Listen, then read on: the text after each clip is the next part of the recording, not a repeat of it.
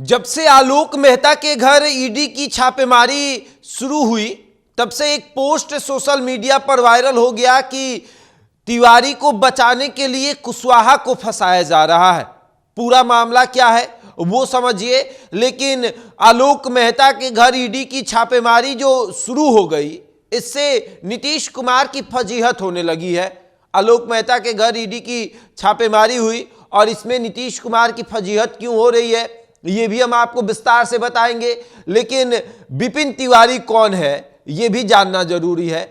आलोक मेहता के घर ईडी की छापेमारी क्यों हुई थी ये भी जानना जरूरी है। देखिए, सोशल मीडिया पर आलोक मेहता को लेकर तरह तरह की बातें सामने आ रही है। कहा जा रहा है कि विपिन तिवारी को बचाने के लिए कुशवाहा के बड़े नेता और कुशवाहा समाज के बड़े धरोहर को जानबूझकर फंसाया जा रहा है। आलोक मेहता को जानबूझकर फंसाया जा रहा है।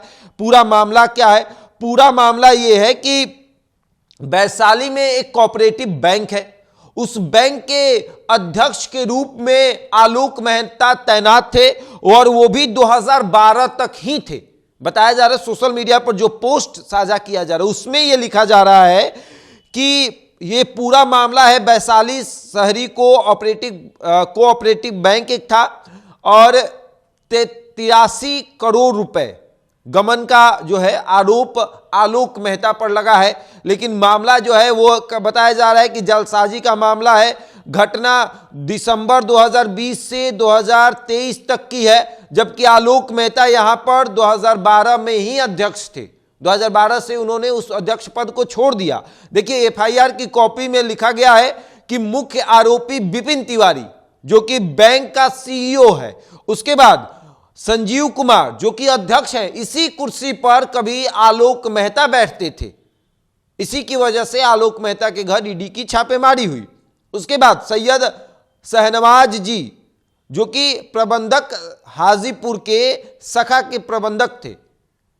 तो फिर आलोक मेहता का जब नाम नहीं है, एफआईआर में आलोक मेहता का कहीं नाम तक नहीं है, तो फिर यह गलती क्यों की गई?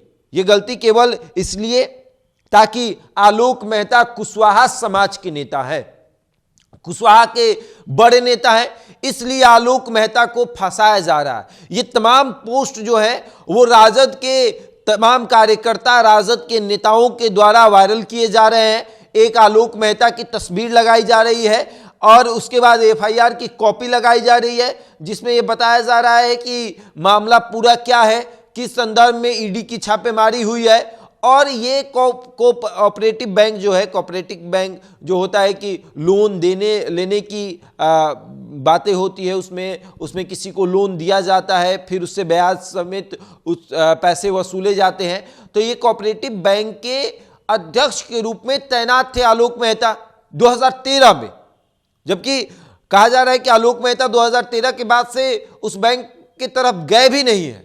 उस बैंक के अध्यक्ष के रूप में अब संजीव कुमार है, विपिन तिवारी सीईओ है। लेकिन छापेमारी किसके घर में हो रही है? छापेमारी हो रही है आलोक मेहता के घर में। क्यों? क्योंकि वो कुशवाहा समाज के नेता हैं। देखिए, आलोक मेहता के घर में बीते दिनों ईडी की छापेमारी हुई और ईडी की छापेमारी हुई तो पूरा राजद जो है वो हिल गया, क्योंकि आलोक मेहता को बताया जा रहा है कि साफ छवि के नेता है। इसके पहले भी उनके ऊपर एक आरोप लगा था कि ट्रांसफर पोस्टिंग के जरिए उन्होंने अच्छा खासा पैसा गमन किया था, जो कि नीतीश कुमार ने उस ट्रांसफर पोस्टिंग को रुकवा दिया था। तत्काल प्रभाव से पूरा ट्रांसफर पोस्टिंग रुक गया था, मंत्री जी को बुरा लग गया था। उसके बाद मंत्री जो है वो अपने अपर मुख्य सचिव से भिड़ गए थे। अब अपर मुख्य सचिव से भिड़े, वो भी मामला सामने आया। लेकिन अब जब पूर्व मंत्री हो गए, राजद के विधायक हैं, अब इनके बारे में यह कहा जा रहा है कि इनको प्रदेश अध्यक्ष बनाया जाएगा, तब इनके घर में ईडी की छापेमारी चल रही है। अब ईडी की जब छापेमारी शुरू हुई, उसके बाद मामला सामने आया कि ये तो बैंक से जुड़ा हुआ मामला है, गमन का मामला है, 83 करोड़ का मामला है। तब पता चला कि नहीं, विपिन तिवारी को बचाने के लिए आलोक मेहता को फंसाया जा रहा है। पूरा पोस्ट जो है वो आपकी स्क्रीन पर चल रहा होगा, किस तरीके से राजद के तमाम कार्यकर्ता और नेता इस पोस्ट को साझा कर रहे हैं और बता रहे हैं कि ये सब कुछ नीतीश कुमार करवा रहे हैं, क्योंकि नीतीश कुमार को ये डर है कि आलोक मेहता उनका विकल्प ना बन जाए। बहरहाल इस खबर में इतना ही। बने रहे हमारे साथ और देखते रहे द इंडिया टॉप।